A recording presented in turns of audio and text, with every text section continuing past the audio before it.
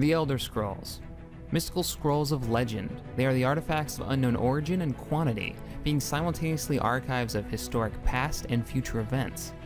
My name's Captain Shaq, host of the channel TheXPGamers, where we support the modding community. My series History and Lore is very much like The Elder Scrolls. In it, I take a look at a game franchise past, both in and outside the game, and look to the future at what's to come.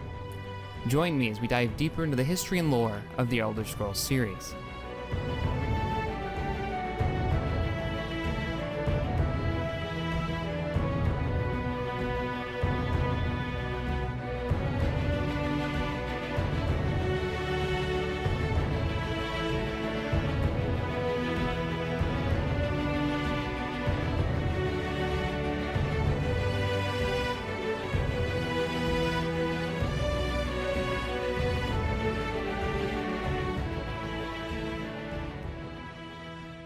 Before 1992, Bethesda Softworks, the RPG giant today, was known for something completely different: sports games.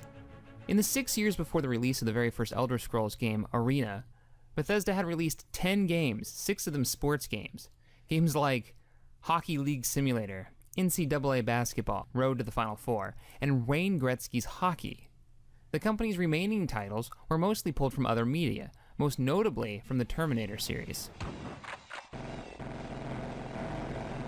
Being mostly a sports games developer, that came with a bit of a stigma attached, causing some problems when they began to create their very first action RPG venture. Ted Peterson recalls the experience saying, quote, "I remember talking to the guys at Surtech, who were doing Wizardry, Crusaders of the Dark Savant, at the time, and them literally laughing at us for thinking we could do it." Ted Peterson worked alongside Jay Lakshman as one of the 2 designers of what was simply called Arena, with the tagline, "Medieval-style gladiator game." Peterson and Lakshman were later joined by Julian LeFay, commonly accepted as the father of the Elder Scrolls, joined the company in 1987 and guided the company through the creation of some of its seminal games, including Arena. According to Peterson, LeFay, quote, "really spearheaded the initial development of the series." Peterson, Lakshman, and LeFay were longtime aficionados of pencil and paper role-playing games, and it was from these games that the world of Tamriel was born. Another source of inspiration came from the Ultima series, specifically Ultima Underworld from Looking Glass Studios, which became a main inspiration for Arena. Initially, Arena wasn't going to be an RPG at all. The player and a team of fighters would travel about the world, competing in arenas, fighting in different tournaments until they became grand champion in the world's capital city, the Imperial City. Along the way, side quests of a more role-playing nature could be completed. As development continued, however, the tournaments became less important and side quests became numerous and more important, till eventually RPG elements were added to the game. As the game expanded to include more cities and quests and dungeons outside of the arenas, they eventually decided to drop the idea of tournaments altogether and focus on quests and dungeons, making the game a full-blown RPG. So if there's no actual arenas, why is it called Elder Scrolls Arena? Well, before the game had changed so drastically, they had already printed up all the material with the original title, so the game hit the store shelves as The Elder Scrolls Arena. Lakshman, who came up with the idea of adding The Elder Scrolls, which eventually come to mean Tamriel's mystical tomes of knowledge, that told of its past, present, and future. The game's original voiceover was replaced at the beginning with, "It has been foretold in the Elder Scrolls." Initially, Bethesda only sold 3,000 units, having missed their Christmas 1993 deadline. The game was released on the first quarter of 1994, this being a very big deal for a small-time developer like Bethesda. To make matters worse, the packaging had a scantily clad female warrior, which further contributed to the distributor's distaste for the game.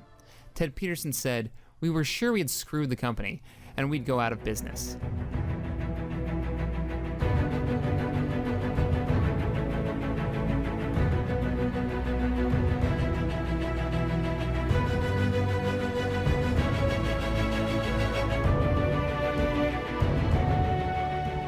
But even with harsh reviews, general bugginess, and a formidable demand the game had on players' machines for that era of gaming, sales continued to grow month after month from word of mouth.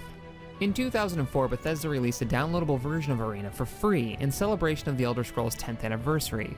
Like Morrowind, Oblivion, and Skyrim, Arena takes place in the continent of Tamriel, complete with wilderness, dungeons, and cities. The game is played from a first-person perspective. Melee combat is performed by using the mouse and dragging the cursor across the screen to attack. Magic is used by circling through a menu found by clicking the appropriate button on the main game screen, then clicking the spell to be used, and then its target. The game world is very large. Players may explore outside cities into the wild. There they may find inns, farms, small towns, dungeons, and other places of interest. All randomly generated, but it's not possible to reach other cities without using the fast travel system. Arena has been noted for its tendency to be unforgiving towards new players. It is very easy to die in the starting dungeon, as powerful enemies can be encountered if the player lingers too long.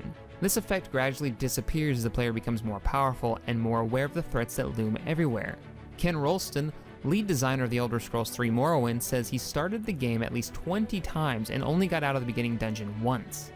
Game historian Matt Barton concludes that, in any case, the game set a new standard for this type of CRPG. The Elder Scrolls Arena was the first in a long line of successful RPGs, building a massive world with a rich, deep history to explore. In the next episode of The Elder Scrolls History and Lore, we take a look at the known timeline of the continent of Tamriel and the 4 eras that shaped it. Well guys, I hope you enjoyed this first episode. If you enjoyed it, hit that like button, hit subscribe here on TGN for more episodes of History and Lore for Fallout and for Skyrim, or just more general gaming goodness. Head on over to my channel, TheXPGamers, where we support the modding community in all things modding for games like Skyrim, Fallout, Age of Empires, going way back. Thanks for watching, and I will see you guys next time.